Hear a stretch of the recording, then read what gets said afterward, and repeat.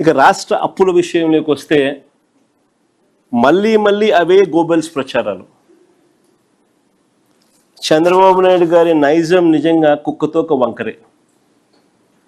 అంటే ఎన్నిసార్లు మనము చెప్పినా కూడా ఎందుకయ్యా అబద్ధాలు చెప్తావు, వాస్తవాలు ఇవి, ఇదిగో వాస్తవాలు అని మనం ఎన్నిసార్లు ప్రజెంటేషన్ ఇచ్చినా, ఎన్నిసార్లు మనం సాక్ష్యాలు ఆధారాలతో సహా చెప్పినప్పటికీ కూడా అవే గోబెల్స్ ప్రచారాలు,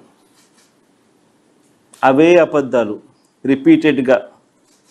కుక్కతోక కూడా ఎప్పుడైనా మీరు గమనించే ఉంటారు. దాన్ని కరెక్ట్ చేయడానికి నువ్వు ఇటు చేయండి, అది మళ్ళీ ఆయనకి వెళ్ళిపోతుంది. అందుకనే సామెత కూడా అంటారు కుక్కతోక వంకర అని. చంద్రబాబు నాయుడు గారి నైజం కూడా కరెక్ట్గా అంతే.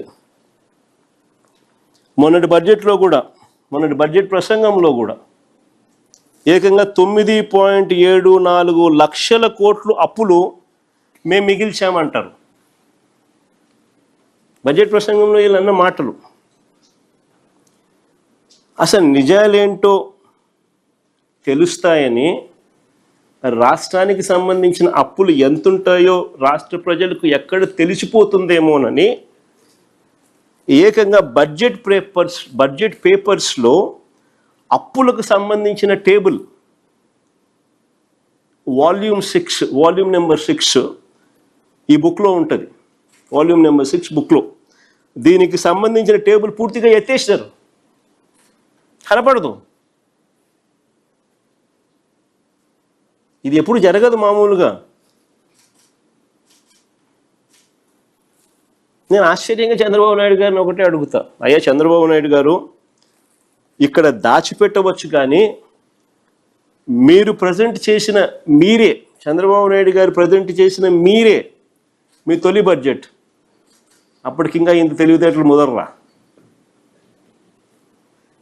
ఈయన ప్రజెంట్ చేసిన 2024-25 బడ్జెట్ డాక్యుమెంట్స్లో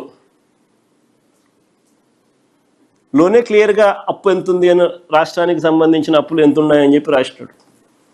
పోనీ కాంప్ట్రోలర్ అండ్ ఆడిట్ జనరల్ వాళ్ళు 23-24 లెక్కల్లో కనిపిస్తుంది. వాళ్ళు 23-24 లెక్కలు మరుసటి సంవత్సరం ఇస్తారు. 23-24కు సంబంధించిన లెక్కలు 24-25లో వాళ్ళు రిలీజ్ చేస్తారు. లెక్కలు, ఆడిటెడ్ లెక్కలు, ఆ లెక్కలు చూసినా కనిపిస్తుంది.